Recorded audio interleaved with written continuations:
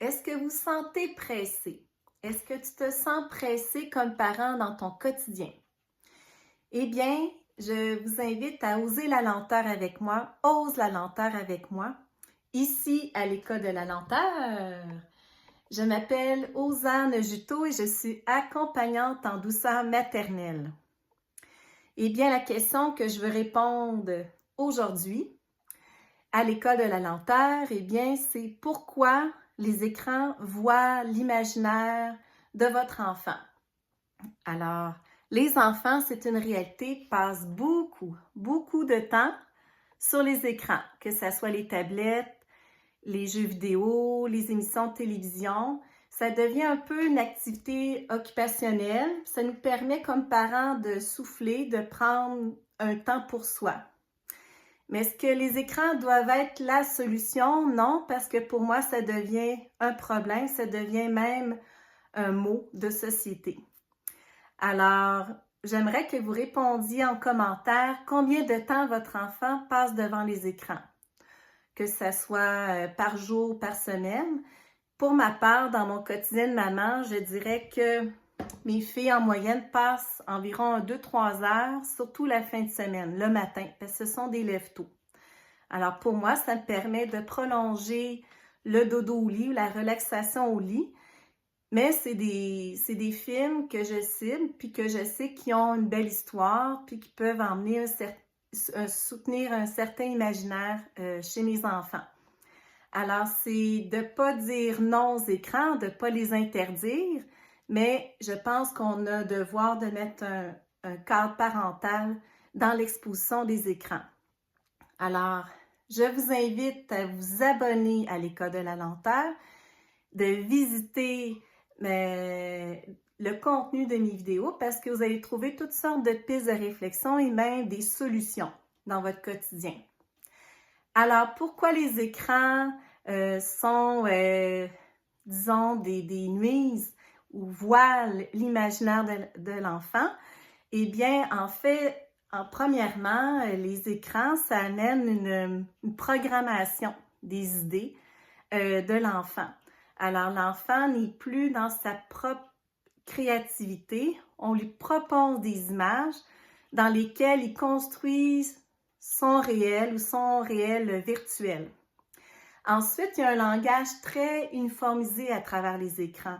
Alors, l'enfant n'utilise plus ses propres mots, ses mots d'enfant. Alors, pour moi, c'est aussi une autre réalité. Il y a une perte de richesse du vocabulaire de l'enfant. Ensuite, je trouve que les enfants qui sont souvent sur les écrans, que ça devient comme une activité occupationnelle tous les jours, c'est-à-dire dès qu'ils sentent un temps libre, dès qu'ils sentent qu'ils ont besoin de faire quelque chose, ils se mettent sur leur tablette. Eh bien, moi, j'appelle ça des enfants zombies. Alors, ils deviennent un peu comme sur le mode automatique, fait qu'ils ne sont plus dans leur propre réflexion, ils sont plus dans une vibration créative, ils sont juste dans un état de recevoir les images ou recevoir les idées qui sont programmées. Ensuite, tout le côté relationnel. Alors, que ce soit la déconnexion au niveau des liens familiaux entre les frères, les sœurs ou les parents. Alors, tout le monde vit un peu sa solitude sur son écran, dans sa petite bulle de calme. Fait que ça crée un climat de famille, un climat familial qui, pour moi, oui, est calme, mais il est artificiellement calme.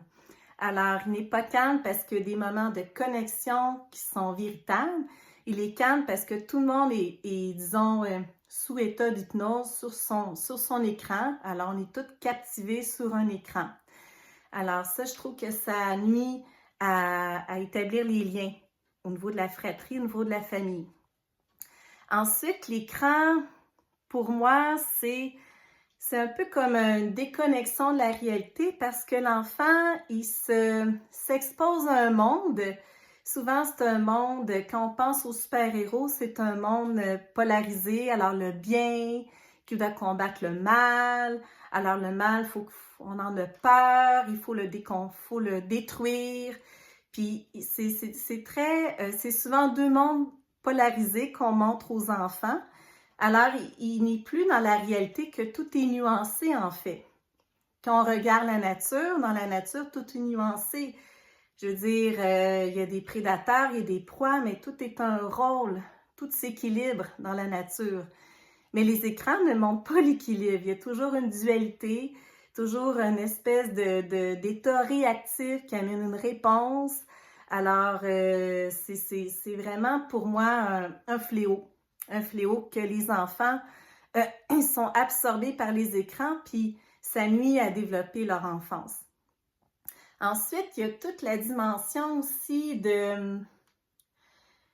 disons que les écrans suggèrent toujours un monde chaotique, tu sais, quand on pense aux jeux vidéo. Alors, comme je disais, le bien et le mal, mais c'est comme si il y a comme une espèce de dualité que l'enfant devient un peu dépendant de ces images-là, des fois, qui sont très rapides.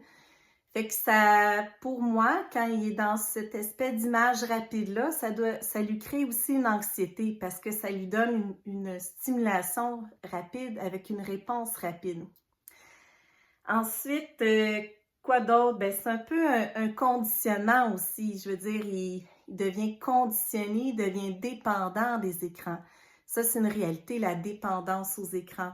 Même comme parent, dans mon propre quotidien, j'ai envie de juste aller voir mes courriels. Ben, si je vais sur les médias sociaux, ben, il y a des petites vidéos qui vont me captiver. Puis j'étais censée de faire juste 1 minute, 1 minute, regarder mes courriels, mais en fin de compte, je passe 20 minutes à regarder des vidéos courtes sur le sauvetage des animaux.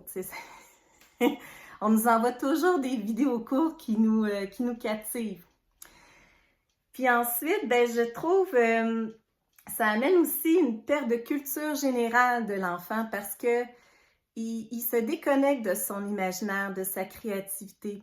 Il se déconnecte aussi des relations vraies, authentiques, parce qu'il ne peut pas exprimer son moi authentique. On lui propose des idées, on lui propose un langage. Alors, c'est comme une culture qui est complètement fausse et artificielle et surtout uniformisée. Alors, ça nuit à sa propre identité. Qu'est-ce qui le rend unique dans son expression, dans sa manière à rentrer en relation? Et tout le côté relationnel aussi, je trouve, qui nuit. Je veux dire, les enfants établissent des relations avec leurs amis à travers les écrans. Alors, ils jouent à des jeux vidéo interactifs, chacun dans leur maison, chacun dans leur solitude. Au lieu de se rencontrer après l'école, au lieu de se créer des moments de socialisation et de jeux libres, extérieurs ou intérieurs, mais qui sont spontanés. Alors, ça amène ce manque de socialisation-là. Et quand l'enfant est dans ce manque de socialisation, ben, ça fait des actes qui sont beaucoup moins authentiques ou qui ont une capacité de communiquer, d'avoir une empathie aussi à l'autre. Alors, tout ce côté-là de vivre en société, bien, je pense qu'on a une perte. Alors, c'est sûr qu'il y a des solutions. Il y a des solutions. Puis, de vous abonner à l'École alimentaire, c'en est une, parce que j'offre toutes sortes de ressources, de sources d'informations que par mes propres analyses, par mon propre quotidien de maman, que j'amène pour redonner l'enfance. Parce qu'il faut redonner les valeurs familiales, puis de remettre de la lenteur dans son quotidien, c'est possible. Alors, je me demandais comme question aussi, il y a le temps d'écran que nos enfants peuvent passer, mais qu'est-ce que vous faites dans votre quotidien pour vous connecter à la lenteur? Alors, de se connecter d'abord pour soi comme parent, parce que Dieu sait, le temps est précieux, mais on en a très peu pour nous-mêmes. Mais après, de comment le faire avec son enfant. Quelle activité qui nourrit les deux? L'expression ici. Alors, quelle activité nourrit les deux? Moi, dans mon quotidien de maman, j'adore faire la lecture d'histoire. Alors, le moment de lire l'histoire, pour moi, c'est un moment précieux. Et j'aime ça, ça me nourrit moi-même. Ça nourrit mon imaginaire, ça nourrit mon côté créatif. Puis les enfants, mes filles sentent que j'ai du plaisir de partager ce moment avec elles. Alors, de trouver ce moment-là, de oser la lenteur, le calme pour créer un moment de connexion qui est authentique. Alors, c'est un peu comme si notre enfant était une plante, puis qu'est-ce qu'on peut lui donner comme ingrédient pour qu'il puisse bien grandir? Alors, premièrement, c'est sûr de réduire le temps d'écran. Je vais aller chercher ma petite plante, justement.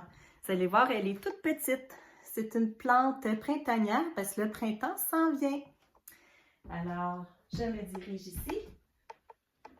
Et hop! Vous voyez, ma plante, elle est toute petite. Alors, qu'est-ce que je donne à ma plante pour qu'elle puisse grandir? Bien, je lui donne un peu d'eau. Je vérifie si la terre est humide. Je m'assure qu'elle est bien exposée au soleil. Je m'assure aussi qu'elle a suffisamment de vitamines. Alors, c'est des soins de base.